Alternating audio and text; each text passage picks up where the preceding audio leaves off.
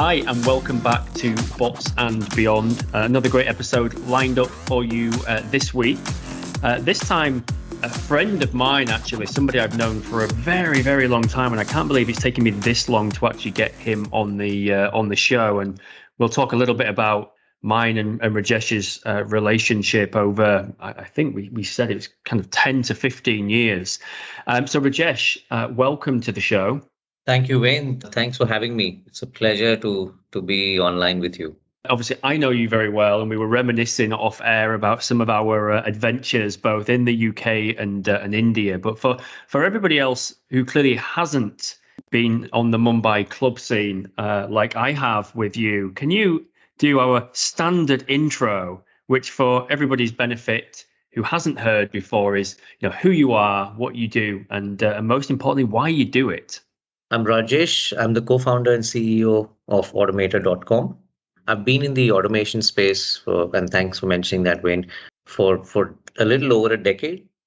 And why I do this? Because I actually enjoy this whole piece around process automation. And before automation, it's all about the curiosity that I like to feed myself around why things are the way they are, which kind of helps me to kind of move into the direction of optimizing things, making things better. And that's why I think I'm in the automation space for that particular reason.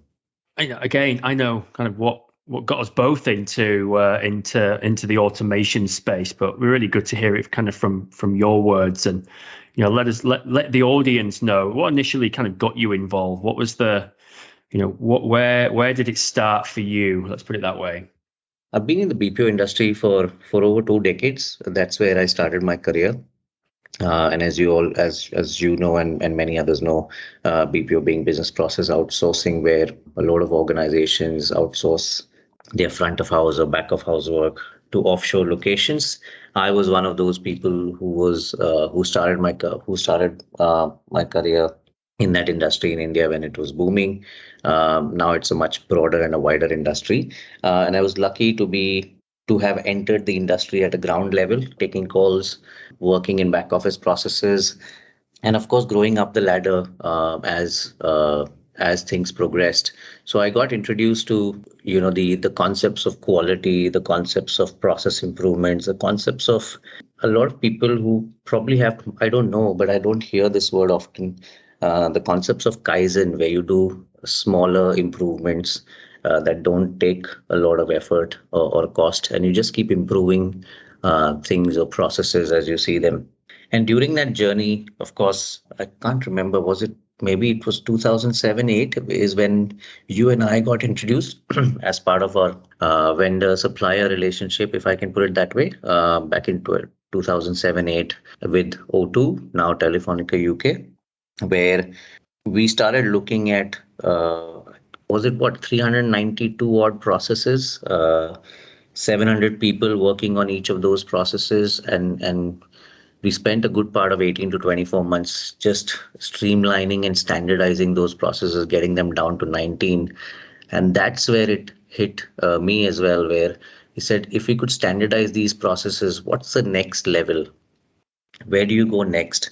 When the processes can be as better as they are at the moment, both in terms of speed, accuracy, in terms of their design, how do you take it to the next level? And that's where I got introduced to automation. We dabbled around with a few products, but that's when Blue Prism was new to the scene. And thanks to you, I got introduced to Blue Prism as a product, and that's where the whole automation journey for me started, where I started learning around, what are the things needed to build a team? How do you identify processes? What does it actually take to have a successful outcome? So that's what got me into automation, essentially. And of course, during that journey, while automation was one of the things, in parallel, I had this big move from being an operations leader, which means handling a contact center operations for close to about 700 people, to moving out of that operation into a support role where now people call it head of transformation, so to speak, moving into that role where automation was one of the solutions, whereas Six Sigma, Lean, big data analytics, where we're talking of speech mining and text mining, all of those, bringing all of those solutions together to solve specific problems for the clients that we were working with. And then at some point, that's where I picked up on a niche within automation, which is RPA. And since then, I think probably 2015, if I remember, is when I focused more on automation and moved into automation specific roles. And since then, I'm here with a new company called Automator. What a great background. And obviously, just to add extra flavor, we literally, we spent time, as you say, in kind of 2008. And I would say we really looked at all of those processes, and we found loads of efficiencies. I mean, if I remember correctly, we say something like 10 to 15% of effort, which we reinvested in other areas. But you're right, we'd hit a brick wall. That was it. That's all we could really do from a process improvement and elimination perspective, and we needed that next thing. And that's where we, by 2010, had obviously started at O2 making use of Blue Prism, and that opened up a whole new area of opportunities for us. And so, for anyone interested, that was, I think we were really one of the first 5 customers, certainly of Blue Prism at that point. So loads of heritage there. But this was, this has been a 15-year journey, not, and it started off with process improvement and then realizing that it would only ever get us so far. So thank you for that, mate. You've mentioned that you're a co-founder now. Why don't you talk to us a little bit more about what you're doing now? Sure. So we've launched what I'd like to call the world's first global marketplace for RPA, or robotic process automation, and AI. We're working with the clients to help fulfill a particular problem that I've noticed over the last 2 years, which is this huge skills shortage. Because I think the one thing that COVID has done, the one good thing COVID has done is it's brought about a sense of urgency of digitizing, or being digital across a lot of organizations. So the demand for being digital, as I call it, a state of being, that everybody wants to be digital, wants to be known as a digital organization, that demand has shot up over the roof. But the number of people who can truly transform, truly help you digitize at all levels, right? We are talking of people at the ground level who build the bots, who build the solutions, to people who are in transformation programs and talk about digital transformation and help organizations in their journeys towards digital transformation or digitization. I think that supply side hasn't been able to cope up, and that's what we're trying to do via Automator, where we want to bring in this global talent pool on demand for organizations of all sizes, all kinds, and it's not any particular industry or any type of business, where it's for anyone and everyone in the automation space, either whether they want to automate things within their own business, or they are a provider of automation-based implementation services for their customers, or individuals who are who provide consulting to organizations, etc. Product companies that are looking to launch themselves, or would like to get some feedback on their products, or find more customers for their products. It's a platform for everyone across the world. Our focus at the moment is the US, UK, and the European markets. Of course, we're based in Australia. We happen to be in Sydney, but given the way I'm working right now, the hours I'm working, as you can see right now, it's quite early in the morning for me here in Sydney, but I'll end up with calls with people in India or in the UK or some part of Europe at around midnight my time. Of course, I do take breaks in between. But so coming back, Automator is that global marketplace platform. An ecosystem really is what we're trying to build for anyone and everyone in the automation business. Great. Okay, that makes a lot of sense. What kind of prompted you to create a marketplace? And obviously, I know that your background now is very focused in automation, but what was the gap in the market that you've noted that Automator is filling? So there were a few things, and there's a bit of a backstory to this of why I came up with this thought process of Automator. The name itself, there's a bit of story there. So yeah, I've been, like I said, I've been in this space for a while. I've worked in large organizations to from managing internal automation COEs to selling the promise of automation to customers. Um, in Australia via the large organizations that I've worked in, there came a point where I started asking myself, is this what I want to keep doing all my life?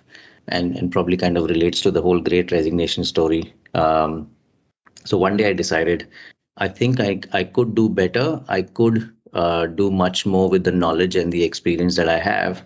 And so that was one story, which was my personal story and what I wanted to do. But then there was then being in this space, and I'm sure you're also seeing it. We see a lot of stuff around, on social media, information that's being made available to us around automation, where it's going, how people are deploying it, how in most cases it's been successful, in some it hasn't been, challenges, all, and then this off late, not just off late, but my last count tells me there are some 124 odd RPA product companies. The whole definition of RPA, all these things put together, I thought, how do we bring all this together and kind of create some kind of a standard, or not necessarily a standard, but how do we bring all this together? Because there's lots of information, everybody is doing things, some are doing it together, but mostly it's kind of siloed, so to speak. So that's where I thought, I need to do something slightly different, and kind of try and bring all this together. And the only way to kind of do that at a global scale was at that point in time, I thought, was the marketplace idea. And therefore, what we're trying to do with the marketplace is or rather, if I go back to the challenges, right? So the first challenge, like I said, is the challenge of people with enough expertise and experience, getting them access to, the customers getting access to those people. And because of border closures, that was becoming tougher. It still is. There are people who want to get into this industry, at least at the ground level, in terms of developers, BAs, etc., but they won't get hired, and that kind of brings maybe a topic for another day, the whole citizen developer story. They won't get it. They won't be able to get into the industry until they have enough experience. So it's kind of a catch-22. So how do you give them a platform to learn, to improve or enhance their skills, and gain that experience, was the other question that came to mind. Then, by virtue of you and I being where we are, and a lot of our colleagues and counterparts across other organizations, the amount of promotional material that we get from new product companies, and hey, we've got this new tool, we'd like to demo this to you, can you have a look at it and tell us if you can partner with us, or could you sell this to someone, or could you tell us how we can improve this product? So having seen that as well, then you realize there's that gap where everybody thinks differently, and everybody thinks they could be a UiPath and Blue Prism on day one, for example. So how can you help them through your knowledge and experience, was the next question. Then there are so many, I can't imagine. We only launched in August last year, but I think I have probably met 30 to 35 different service providers, which means there are these small organizations that are coming up, which are 2 people companies, 3 people companies, 20 people companies that have lots of developers and BAs, but they hope that they will win a client one day. So they've invested in their business, but they can't get to the market. They don't necessarily have the support that they need to win business. So there are a lot of organizations or service providers dependent on someone bringing them the business of RPA. So So I could see that, and that's where I said a marketplace is a better option rather than having building my own consulting organization. And that's where me and Raja, our co-founder, got together. Raja is based in Sydney as well, and we said let's do something like Automator. And yeah, that's why the marketplace. And by the way, Automator, for I think about 2 years, my LinkedIn headline used to say, "Who am I? I'm an automator." It's the thought process I had, which was what mechanic, an astronaut, or a software developer. People, each trade has a name. So I thought, what do you call people? What would people call themselves? People who work in the automation space like us. So I thought, why not call ourselves Automator? And that's how the name came about. Of course, the second R is purely because because Automator, because there was no domain name available, so I had to add the other R. And the funny story is, some people think it's resources and robots. Some people think the second R is for Rajesh.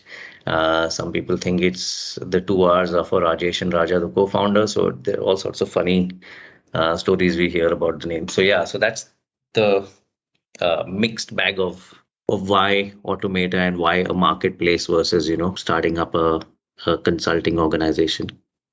Interesting. So the consulting arena was jam-packed, and so the marketplace was where the gap was. That makes a lot of sense. And just thinking about that as a concept, who's benefiting from the marketplace? Talk to us a little bit about who your customers are, who I guess your registered users, is that what you would classify them as are? And then, kind of what value the marketplace then brings to both of them. That would be really good just to dive into. So in terms of customers, we have clients in the US. We've got clients here in Australia. We've earlier this week we've signed up a client in India. And when I say client, one client is a product company, the other client is an end user company which is building a product for an AI-based product. There is the next set of clients is our consulting organizations or service providers, as we'd like to call them, that provide automation services to their customers, and they need resources. So that's what we have. That's where we got to in the last 6 to 8 months of launching, which is a good start for us. And right now, the way we're helping them is they're struggling to hire resources. Everybody, you go to any of these job sites, you'll find hundreds and hundreds of RPA developers, consultant, solution architect job posts. But if you ask how many have been filled, I'll be highly surprised, if any automation leader globally hasn't had trouble sourcing talent. So that's what we're doing with these customers at the moment, where some are saying, can we get someone for a couple of weeks? Some are saying, can you get me people who can work with us for 6 months? We'll pay you a fixed fee. Some are, and mind you, this is both onshore, offshore. So for example, the client in the US doesn't care about where the people are as long as they're really good at what they do. So we got people from Vietnam and Nigeria working for a US client. And like I said, we're based in Sydney. So that kind of brings home the point of being a truly global organization. Then we have folks in India supporting one of our clients here in Australia. We have folks in India supporting another, the new Indian client that we've just onboarded earlier this week. We've got folks in Australia supporting an Australian client onshore. So yeah, so right now, what we're doing with our clients is helping them, fill that gap of resources. And why is this problem, right? The question, why is this problem now? It's purely because the demand's gone up so high, and there's suddenly this jump in activity on everybody wants to automate something or the other within their organization, and there are only that many people who have experience, and everybody wants to work with the best. The problem is the best come at a price. So what's happening is it's the same people being churned in the same pool, mixed up and one person is jumping from one job to the other, whereas the others who are fairly new or don't have as much experience don't get any opportunity. So there's this whole challenge around getting people on board, even if you've hired someone or even if you book someone in, so to speak, and made an offer, there is no guarantee that that person is going to join. So how do you service your clients in this kind of an environment? And that's the problem that we are solving with our existing clients. So that's one of the things that we're doing from a client perspective. What if I were to name a different set of clients, and we're talking of a couple of product companies that we're working with, and I call them our clients because we're helping them devise their strategy. Not strategy is a bigger word. They have their strategies. We're just supporting them in being able to sell in specific markets, supporting them in getting their messaging right, supporting them in getting some of the product features that I would like to see as a buyer, because obviously, we've been in the space for a while, and you realize there's a gap, and they could fill that gap. So that's what we're helping them with. Yeah, so it's primarily around resources. That's what we do with our clients right now, and also the fact that what's happening with clients is this client in India, for example, the way he reached out and he said, I'm struggling for the last 90 days to hire one person. I've got 5 projects that I have to complete with this client. I'm somehow managing it on my own. Can you bring in a team to help me with that, with building that automation and supporting it? So all we had to do was reach out to, I think we've now got, if my numbers serve me right, our last count was around a 370 mark. So we got 370 odd developers slash consultants slash BAs listed on our platform. So it's all about reaching out to them, finding the right people who fit the bill for that particular skill, and they're happy to put in those couple of hours and support clients like these. At the same time, there are others who are wanting to learn about new use cases and work on new use cases. So we kind of give them that opportunity as well to work on newer exciting projects. So that's how we're helping this particular client.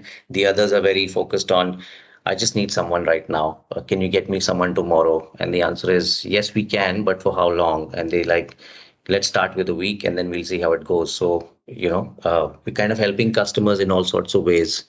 Really good insight there as to, again, some of the problems in the industry at the moment. There's certainly a resource challenge. I see that, with ourselves as well, really struggling to hire resource. And often it's resources needed, and it might not necessarily be for a 6-month project. It might just be for a quick change order of a couple of weeks, even a couple of days. And I guess having this marketplace available to bring in resources on a day rate, really, I guess is kind of what you're suggesting. Without long-term commitments, I guess it kind of works for both parties. So really interesting, really great to catch up, mate. Really do appreciate your time, and obviously for anyone who is interested, we'll provide full details of both yourself and Automator in the show notes, so that everybody who is interested can reach out. So yeah, with that though, I guess our time is up. So thank you very much for your time, Rajesh. Really do appreciate it. Of course, for the audience, they won't have heard or be able to reminisce about the many hilarious stories that we have had over the years. But maybe that might come out on a subsequent episode when you have dominated the resource market for automation in the future, and we come back and revisit and talk about your future successes. So thank you for joining. It's a great pleasure to be on this podcast. I've been listening in I'm honestly humbled to be on this one, because there have been some greats before me. I've heard the kind of things they're doing. So yeah, it's a pleasure to be, a privilege and a pleasure both. Brilliant, and obviously it's a pleasure and a privilege to have you on. So thank you for joining us this week. Thank you everybody for listening, of course, and we'll see you in a couple of weeks on Bots and Beyond.